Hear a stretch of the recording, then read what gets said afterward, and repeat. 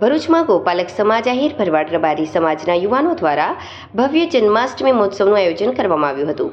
જે જન્માષ્ટમી મહોત્સવમાં સાંજે 7 કલાકે શ્રવણ ચોકડીથી ભવ્ય શોભાયાત્રાનો સનાતન ધર્મના ગાદીપતિ સોમદાસ બાપુ દુષ્યંતભાઈ પટેલ, દિવ્યેશભાઈ જેનાભાઈ ભરવાડ સહિત આહિર ભરવાડ રબારી સમાજના અગ્રણીઓની ઉપસ્થિતિમાં ભગવાન શ્રી કૃષ્ણની આરતી કરી શોભાયાત્રાને પ્રસ્થાન કરાવી હતી. જે શોભાયાત્રા શ્રવણ ચોકડીથી શક્તિનાથ ગ્રાઉન્ડ સુધી ભવ્ય શોભાયાત્રા યોજાઈ હતી.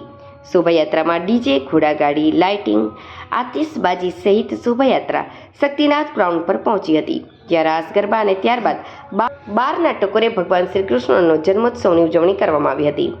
નંદ ઘેર આનંદ ભયો, જય કનૈયા લાલ કી, હાથી ઘોડા પાલકીના નાદથી સમગ્ર ગ્રાઉન્ડ કૃષ્ણમય બની ગયું હતું.